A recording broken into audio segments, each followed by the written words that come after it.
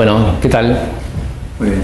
Bueno, vamos a ver hoy el método de Ritter, ¿sí? A los que lo están viendo por video, les aconsejo que el de la página www.integral.com.ar bajen este archivo PDF para poder seguir mejor la clase. Bueno, les voy leyendo el párrafo que está acá arriba. Dice que el método de Ritter es un método gráfico-numérico para resolver los esfuerzos de tracción o compresión, o sea, no hay esfuerzo de corte ni momento flexor en solo 3 barras afectadas por un corte. ¿Qué quiere decir esto? Que en una barra, ¿sí?, podemos tener 3 esfuerzos típicos o característicos que son flexión, corte y el último es tracción o compresión. Bueno, lo que es esta frase es que en estas barras de acá no va a haber nunca flexión, tampoco corte, solo va a haber tracción o compresión. Y en las barras que están comprimidas, si están mal calculadas, que puede llegar a pasar esto que es pandeo. Bueno, entonces, ¿cómo sería el ejemplo que tenemos que resolver? Nos van a indicar con esta línea que parece una S, que podría ser una línea recta también, que tenemos que averiguar solamente lo que le pasa a esta barra A o a esta barra B y a esta barra C. Las demás barras no interesan. Así que, repito, A, B y C tenemos que ver si están traccionadas o están comprimidas y cuánto vale ese esfuerzo de tracción o compresión.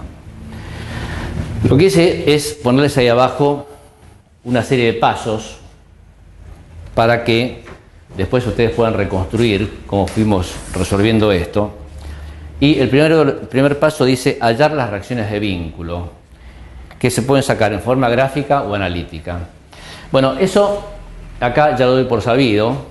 Las reacciones de vínculo son en este apoyo móvil una vertical y en este apoyo fijo una fuerza oblicua, que si lo hicimos en forma analítica, en lugar de la oblicua vamos a tener su componente vertical y su componente horizontal. Por supuesto que si lo hacen en forma analítica van a plantear lo mismo que plantean para hacer reacciones de vínculo en vigas o en pórticos, o sea, una ecuación de proyección en X, otra de proyección en Y y una de momentos. Bueno, eso lo doy por sabido y paso directamente al método de Ritter. Entonces vayamos leyendo qué dice el segundo paso. El segundo paso dice determinar el punto donde se cortan las direcciones A y B. ¿Qué quiere decir eso? Que esta barra A, tenemos que imaginar que acá hay toda una dirección que sigue hacia la izquierda y hacia la derecha. Lo mismo para la barra B. Y donde se cortan, que es este punto, le pongo la letra que falta. O sea, como se cortan A y B, el punto lo llamo C. ¿Qué dice después? Determina el punto donde se cortan las direcciones B y C. Bueno, esta es la dirección B, esta es la C, se cortan en este punto, lo llamo A. Y finalmente dice determinar el punto donde se cortan las direcciones A y C. Bueno, esta es A, esta es C, siguen, se cortan acá y ese punto se va a llamar B. Segundo paso fue ese. Tercer paso. El tercer paso dice elegir las fuerzas que están a la izquierda o a la derecha del corte. ¿Qué quiere decir eso? Por ejemplo, si este es el corte, de acá para la izquierda tenemos 1, 2, 3, 4 fuerzas y de acá para la derecha tenemos 1, 2. Y lo que dice este párrafo es que va a ser el mismo resultado elijamos, izquierda o derecha. Conclusión que conviene hacer siempre el lado más fácil. En este caso conviene elegir este de la derecha. Entonces por eso, si ustedes siguen leyendo, van a ver que dice conviene donde haya menos fuerzas, en este caso a la derecha, porque solo hay 2, la carga de 400 y la reacción de 1000. Cuarto paso, suponer los sentidos de las fuerzas FA, FB y FC. ¿Qué quiere decir eso? Que yo no conozco si estas barras van a estar traccionadas o comprimidas, o sea, no sé la fuerza que hay adentro de estas barras para dónde va. Bueno, no tiene importancia, voy a suponer el sentido y después me voy a enterar si me equivoqué o no. Si me equivoqué, ¿qué hago? Y lo pongo para el otro lado, no es demasiado grave. Ahora, Esos sentidos, ¿dónde los voy a dibujar? Del corte hacia la derecha. ¿Por qué hacia la derecha? Porque dije que voy a trabajar con las fuerzas que están a la derecha. Si hubiera elegido las que están a la izquierda, hubiera dibujado las flechitas a la izquierda. ¿Sí? Y estas 3 flechas las dibujé sin preocuparme si van a estar bien, van a estar mal. Ya me voy a enterar más adelante si están bien o mal. Bueno, acá empieza la complicación de esto. ¿Qué es en el cuarto paso? No, el cuarto paso fue ese de recién. ¿Qué es en el quinto paso? Plantear la ecuación de momentos. Momento de la fuerza A, momento de la fuerza B, de la fuerza C y de las fuerzas que están a la izquierda o a la derecha. Nosotros cuál elegimos, derecha, así que voy a trabajar con la derecha, del corte respecto al punto A. Bueno, ¿qué quiere decir esta frase? La fuerza FA es una fuerza desconocida que está en la barra A, la fuerza FB está en la barra B, la fuerza FC está en la barra C, y esas son las 3 fuerzas que yo quiero averiguar. Ahora, ¿cómo es el tema de los momentos? Bueno, tiene una pequeña complicación. En principio, algunos por ahí ya lo saben, pero si no se los recuerdo, el momento se saca multiplicando una fuerza por una distancia. Ahora, exactamente cómo es eso. Por ejemplo, yo tengo acá una fuerza de 3 toneladas. Esa fuerza está apoyada en una línea que se llama recta de acción.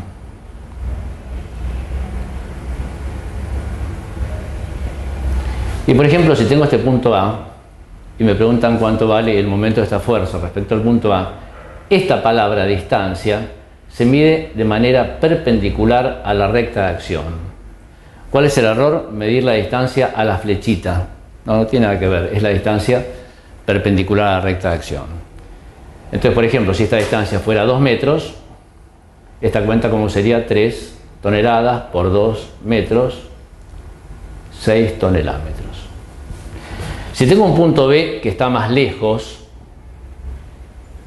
pero que también está a 2 metros, ¿cuánto va el momento? Sigue siendo 6, porque la distancia, repito, es a la recta de acción. Si tuviera un punto C que está a 2 metros, también el resultado es 6, pero el signo cambia. El signo, la convención que se usa es la siguiente: si la fuerza gira de forma horaria respecto al punto, se le pone positivo. Si gira antihoraria, se le pone negativo. ¿Sí? Así que si yo tuviera un cuarto punto D, ¿sí?, ¿qué distancia habría para sacar el momento de esta fuerza de 3 respecto al punto D? La distancia es 0.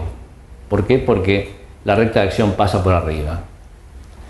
O sea, para hacer una comparación un poco infantil, imagínense que esta es la vía de un tren y que estos son pueblitos A, B, C, D.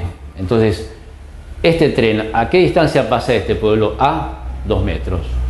B, 2 metros. Y este, no, pasa por el medio del pueblo, no tiene distancia, ¿sí? A ver, si los complico un cachito. Supónganse que ustedes tienen una fuerza así, que vale 3 toneladas. Y tiene acá un punto A. ¿Cómo es lo de la distancia? Bueno, ¿se acuerdan que les decía que esta es la recta de acción? Y la distancia, ¿cómo hay que medirla? Perpendicular. Entonces, para no equivocarse, lo mejor es tomar una escuadra, apoyar este lado sobre la recta y automáticamente este otro, como va a quedar, perpendicular, y esta es la distancia.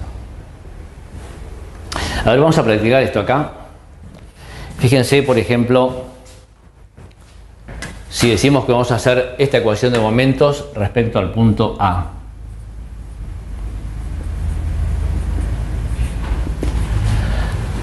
¿Qué tendríamos que hacer? Esta fuerza, que no sé cuánto vale, FA, por una distancia. ¿Cómo mido la distancia? Es lo que les dije recién. Apoyo este borde sobre la recta, así, y esta va a ser la distancia. ¿Sí? Fíjense, a ver, háganlo ahí y míranlo a ver cuánto les da. En centímetros, directamente cómo está. Perfecto, 3,5, ok. Esta distancia a ustedes en la hoja les da 3,5 centímetros. Bueno, otra cosa de este tema es que por suerte no hace falta trabajar en escala.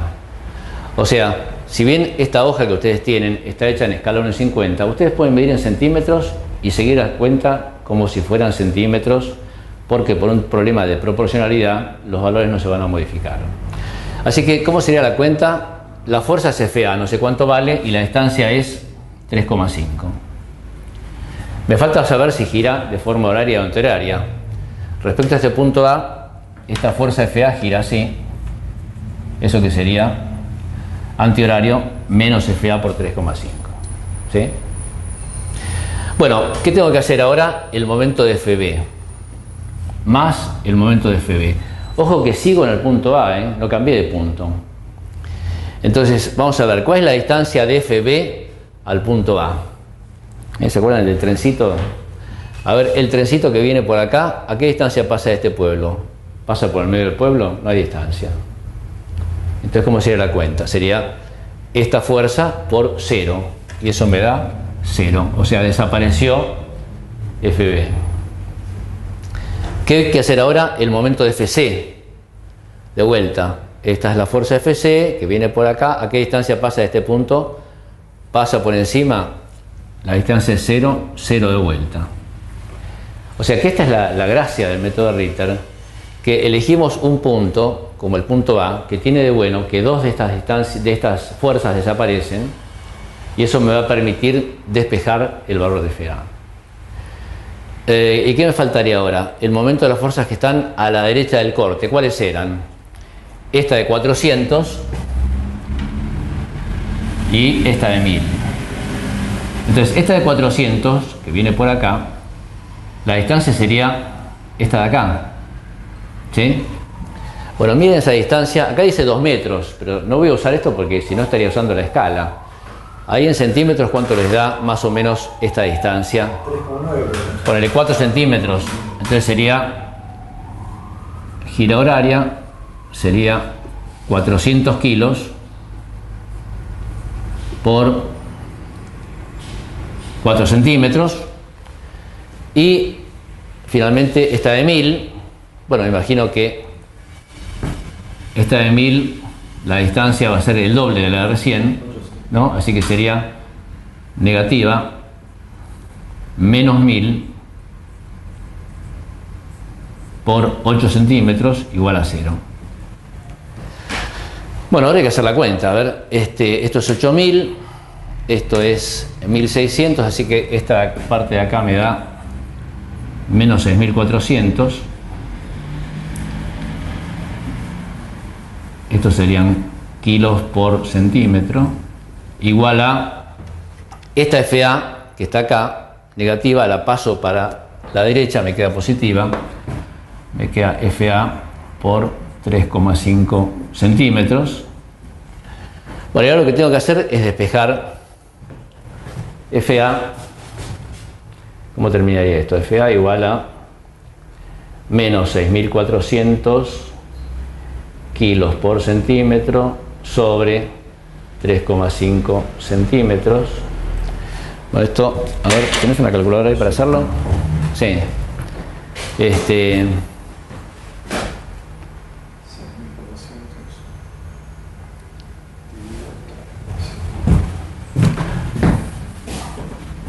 1828,56. Bueno, 1828 kilos. Y fíjense que este signo menos me quiere decir algo. Y eso lo tiene anotado al final de este párrafo. ¿Qué dice después? Bueno, después de plantear la ecuación de momentos, que ya le hicimos, dice, si al despejar la fuerza resulta positiva, quiere decir que estaba bien el sentido supuesto en el paso 4. Si era negativa, estaba mal supuesto. O sea que la negativa está mal supuesto. ¿Qué hago? Nada. Tacho esta flechita de acá y la dibujo para el otro lado, ya está. ¿Sí? Bueno, ¿qué hay que hacer ahora? Repetir la ecuación respecto a los puntos B y C. O sea, yo voy a hacerlo ahora respecto al punto B, ustedes después háganlo respecto al punto C. ¿Cómo sería respecto al punto B? Por ahora tengo que hacer toda esta cuenta de vuelta, pero cambiar del punto A al punto B. A ver, el momento de FA, de vuelta, el trencito que viene por acá, por FA, ¿sí? Por esta recta. ¿A qué distancia pasa de este pueblo B? ¿Pasa por encima? La distancia es 0. Ahora vendría FB. ¿Cómo es el trencito este de FB? A ver. FB tiene esta recta de acción. Y este punto B está acá. ¿Cómo mido la distancia? Bueno, tomo la escuadra, este lado donde lo apoyo, sobre esa recta, y automáticamente el otro lado de la escuadra me va a dar la distancia esta, que por simetría debe ser más o menos igual a la anterior, ¿no? 3,5, ¿no? Centímetros, ¿sí? Bueno, entonces sería, la cuenta sería FB por 3,5 centímetros, que gira, respecto a ese punto B, gira así, o sea, gira negativa. Bueno, entonces, ¿qué fue lo que hice hasta ahora? El momento de FA, el de FB, me toca el de FC. ¿FC dónde está? Está acá. De vuelta, trencito, viene por acá. ¿A qué distancia pasa de ese pueblo? Pasa por encima. Distancia 0. Más 0. O sea, vuelvo a pasar lo de antes. De las 3 fuerzas, ¿qué pasó? Hubo 2 que desaparecieron. Y esta que quedó es la que voy a poder despejar. Y ahora me faltaría el momento de las fuerzas que están a la derecha del corte, que eran esta de 400 y esta de 1000. Esta de 1000, ¿a qué distancia pasa de este punto B? Pasa por encima, no hay distancia. Esta de 400, ¿a qué distancia pasa? A esta de acá, que ustedes me dijeron que era 4 centímetros, ¿no? Y gira negativa también, todas giran negativas. Así que sería menos 400 por 4 centímetros igual a 0. Y acá que voy a poder despejar FB. ¿Cómo sería el despeje? A ver, esto me da menos 1600.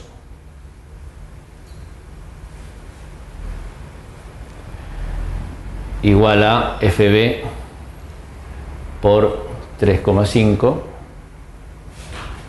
Así que FB sería 457 menos 1600 sobre 3,5 menos 457 kilos. De vuelta medio negativo, quiere decir que tampoco le acerté con el sentido. Lo tacho y lo pongo para el otro lado. Bueno, y después ustedes hagan respecto al punto C.